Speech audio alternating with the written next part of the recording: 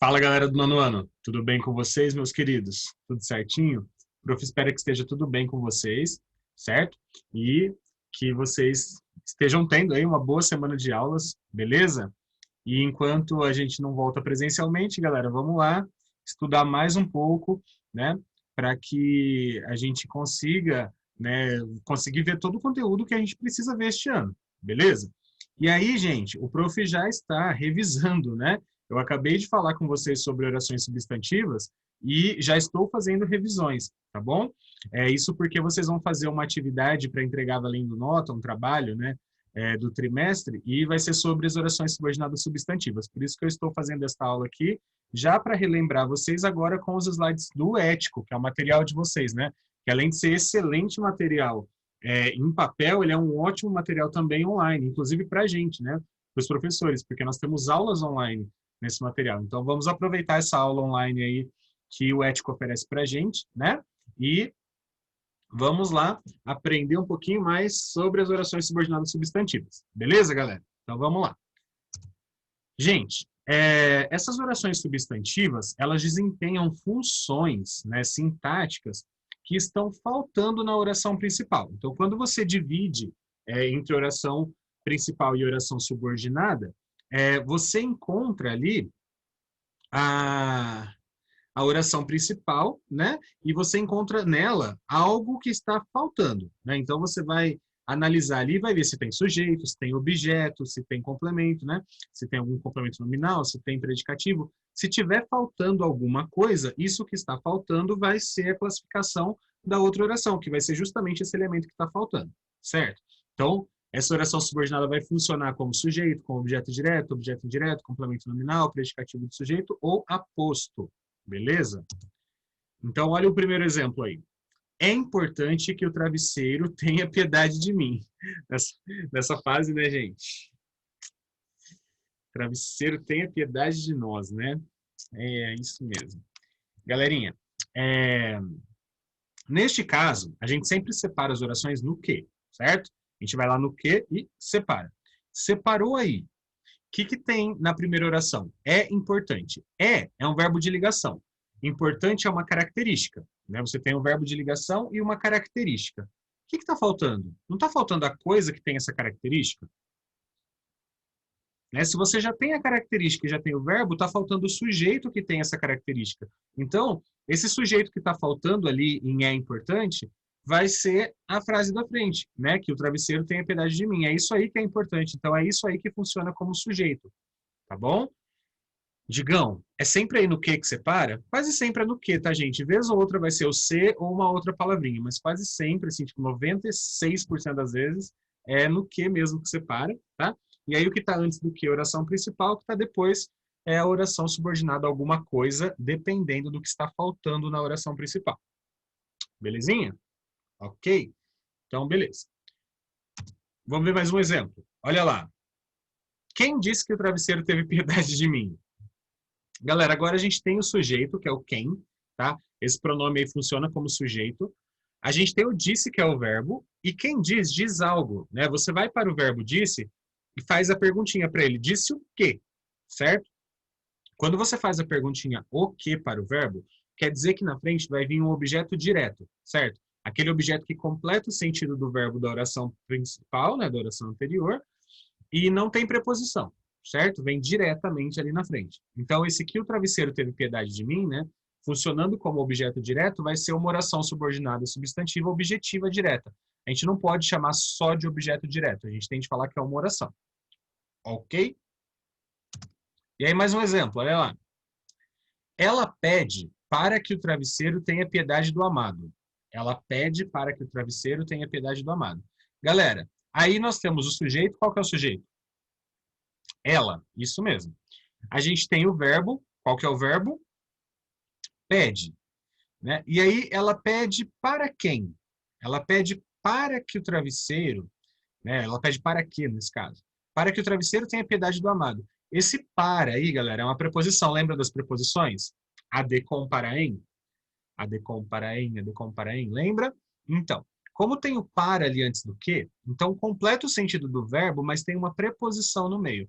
Quando tem uma preposição no meio, a gente fala que essa ligação entre o verbo e o seu complemento é uma ligação indireta. Ou seja, esta oração da frente aí vai funcionar como um objeto indireto, né, que completa o sentido do verbo com preposição, com a de, com, para, em, ou qualquer outra preposição, certo? Então, como ela funciona como um objeto indireto, ela vai ser considerada, então, uma oração subordinada substantiva objetiva indireta. Beleza? Digão, é só objetiva indireta que tem preposição? Não, né? A completiva nominal também. Só que aí nós vamos ter uma diferença da anterior. A anterior completava o sentido, só voltando aqui, ó, olha a última lá embaixo. Esse para quê completa o sentido da palavra pede, que é um verbo. Ok? Agora, galera, olha lá. Ele tem necessidade de que o travesseiro tenha piedade dele. Galera, esse de que também tem preposição, tem o de, nesse caso. Só que está completando o sentido de qual palavra? Está completando o sentido da palavra necessidade. E necessidade não é um verbo. Tá? O verbo que tem aí na primeira oração é o tem. Necessidade é a coisa que ele tem, ou seja, é um substantivo, que é um nome. Então, como completa o sentido de um nome? Digam, como é que eu sei que está completando o nome e não o verbo? Tenta ligar o verbo tem ao de que. Tem como? Eu falar assim, ó, ele tem de que o travesseiro? Ele tem de que, nesse caso? Não dá. Nesse caso, não dá. Certo? Então, como não dá, quer dizer que esse de que aí está completando o sentido da palavra necessidade. É para esta palavra que você faz a perguntinha. Necessidade de quê? Certo? Então, completa o sentido de um nome. Por isso que é completiva nominal. Ok? Beleza?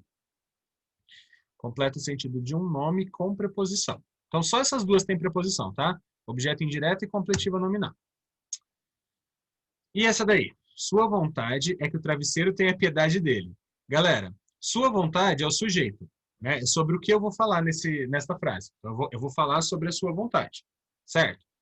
E aí vem o verbo é. O verbo é de que tipo de verbo mesmo? O verbo é o verbo ser. O verbo ser é um verbo de... Grita bem alto aí para eu ouvir daqui. De ligação, né? Digam, quais são os verbos de ligação? Ser, estar, permanecer, parecer, ficar, continuar, tornar-se, certo?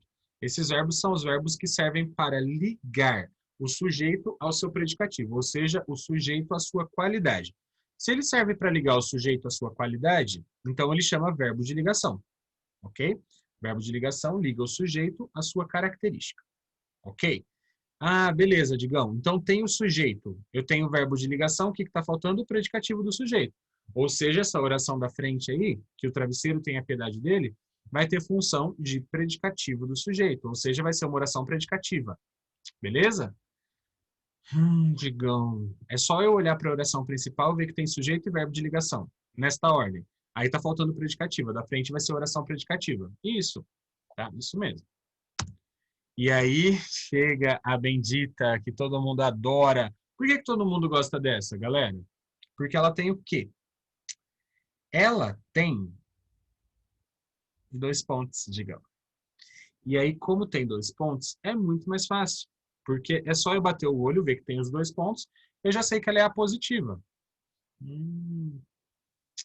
Bem pensado, seu sem vergonha. Só que, galera, toma cuidado. Toma cuidado, sabe por quê? Porque nem sempre que tem 2 pontos é a positiva, tá? Você tem de ver se o que está na frente dos 2 pontos explica o termo que veio antes, né? Então, olha lá, ele só deseja uma coisa. Que coisa?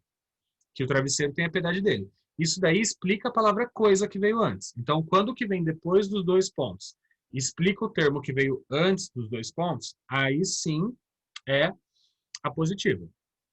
Ok? Funciona como aposto, explica o termo anterior. Ok? Beleza. Galerinha, a oração subordinada, substantiva, elas são ligadas por meio das conjunções integrantes que e se. Galera, 95% das vezes é o que, tá? De vez em nunca, em nunca, em nunca, em nunca é o se. Mas acontece, né? Então, olha aí uma com o que. Ele pediu que a moça voltasse. Se a gente vai lá no que e separa, vai lá no que e separa. Primeiro, por que esse que é conjunção integrante mesmo? Porque ele junta as duas orações para que elas façam sentido, já que elas são orações subordinadas. Isso quer dizer que elas são dependentes. Eu não posso separar, né, e achar que elas vão ter sentido, né? Se eu só falar assim, ele pediu, você vai me falar o quê? Ele pediu o quê, Digão? Tá faltando alguma coisa para ter sentido. Se você só falar que a moça voltasse, não faz sentido, tipo, por que você disse isso, que a moça voltasse? Se você não tem nada antes, não faz sentido, certo? Então, é, elas precisam uma da outra. Por isso que uma é subordinada à outra. Esse que junta para que as duas façam sentido. Não tem como juntar as duas sem o que. Por isso que ele integra as duas. Por isso que esse que é uma conjunção integrante. Ok? Se você olhar só para a primeira oração ali, ele pediu, você tem o sujeito e o verbo. Está faltando o objeto direto. Né? Então você sabe que essa oração da frente aí vai ser objetiva direta. Beleza? E olha um exemplo com o se. A moça não disse se voltaria. Digam, e se tivesse escrito a moça não disse que voltaria? Tem diferença de sentido? Sim. Galera, nesse caso aí, ó, a moça não disse o quê? Se voltaria. Então, o se está servindo para integrar as duas orações. Só que o se, a palavra se, ela carrega uma carga de sentido, uma carga semântica de possibilidade. Não é? A gente fala assim, olha, se eu tivesse tempo sobrando, eu ia começar um curso de pintura. Se, né? É, você vai à festa, aí tem aquelas pessoas que respondem assim, se der eu vou. Ela não vai, né? Mas ela fala assim, se der, se talvez eu vá. Certo? Galera, nesse caso aí, como a moça fala assim, ó, desculpa, alguém fala, a moça não disse se voltaria, a gente não tem certeza se ela vai voltar ou não. Agora, se tivesse escrito assim, olha, a moça não disse que voltaria. Isso quer dizer que ela voltou. Ela disse que voltaria. Ela não disse que voltaria, mas voltou, né? Mas ela voltou. Então você tem certeza da volta dela. Se fosse com o quê? Com o C não. Com o C você fica na dúvida, porque a palavra C ela carrega esse sentido em outras funções e aí acaba tendo aí também, tá bom? Então tem que tomar um pouquinho de cuidado quando você escolhe o que ou o C tem motivo, tá? Tem sentido diferente. E agora nós vamos classificar novamente, né? Vamos ver mais um exemplo de cada tipo aí para ficar bem nítido na cabeça, bem tranquilo para enxergar, né? Para bater o olho ali, ó, separou no que, já olha, já vê o que está faltando na oração principal, pá, já consegue classificar a outra, beleza? Galerinha, a subjetiva, ela exerce função de quê? Sujeito, né? Tá escrito embaixo aí, ó. Exerce a função de sujeito da oração principal, né? Oração a qual se subordina, a qual depende, né? Então, olha lá. É bom que nós nos respeitemos. Galera, se você olhar só para a primeira oração, para a oração principal, é bom, tá faltando alguma coisa. Digam, não tá não. Tá, gente. Como não? Você tem o é um verbo de ligação. Você tem o bom é o quê? Digam, bom é característica, é uma coisa boa. Isso. Você tem o verbo de ligação e você tem a característica, mas o que é bom? Qual é o sujeito? Tá faltando, né? Então, quando falta o sujeito na oração principal, você só tem ali uma expressão desse tipo aí, ó, de verbo de ligação mais predicativo, mais qualidade, falta o sujeito. Então, a da frente, que nós nos respeitemos, vai ser oração subjetiva, né, uma vez que funciona como sujeito. E aí, na explicação aqui, ó, ainda diz que o que é conjunção integrante, né? Sempre que for oração substantiva, o que é conjunção integrante, tá? Olha mais um exemplo. Sabe-se que iremos nos casar. Galera, a primeira oração, sabe-se, né? Tá na voz passiva. Galerinha, quem é que sabe? O que é que se sabe? Só tem verbo na terceira pessoa ali, digão. Só tem verbo na terceira pessoa, não tem como saber qual é o sujeito. Então, como o sujeito não está ali, galera, qual que é o sujeito? O que é que se sabe? Que iremos nos casar. Isso daí é sabido. Então, essa frasinha azul aí funciona como sujeito do sabes. tá? É o assunto lá do sabes, beleza? Por isso que ela é uma oração subjetiva. Ah, Digão, então é só olhar para a primeira ali e ver que se tiver verbo de ligação mais qualidade na primeira, ou só um verbo na terceira pessoa, quer dizer que a outra é subjetiva, porque eu não achei o sujeito na primeira. Isso aí. E a objetiva direta? Para que serve a objetiva direta? Digão, objeto direto é quando completa o sentido de um verbo sem usar preposição, né, Digão?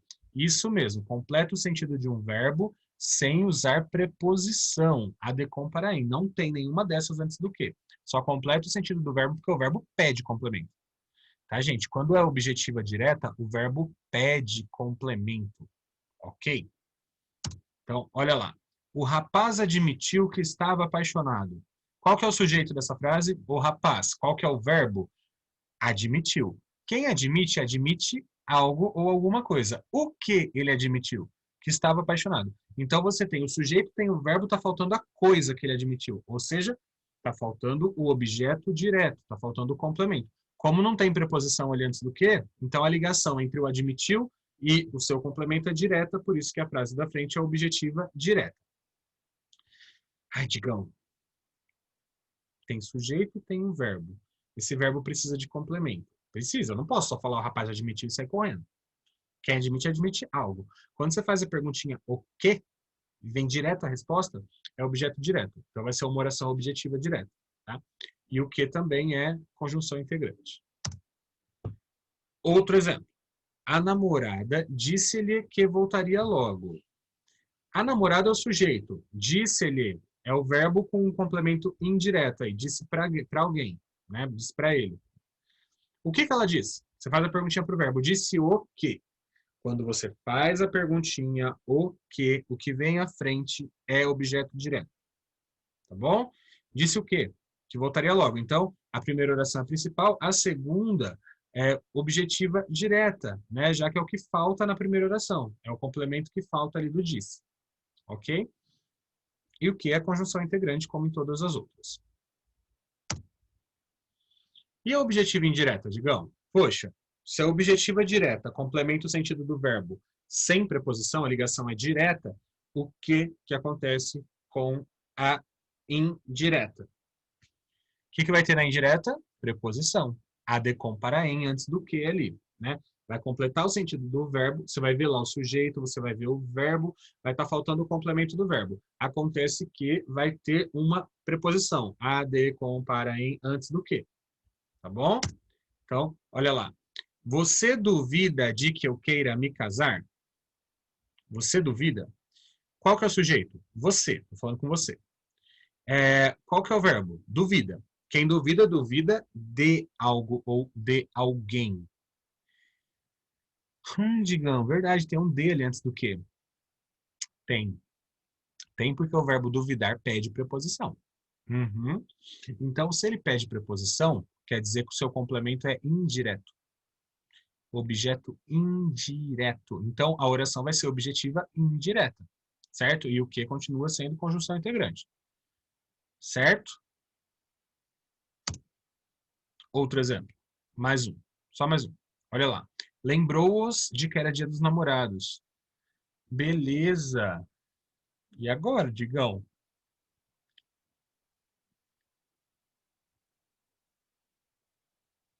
Alguém lembrou-os, né? Lembrou de quê?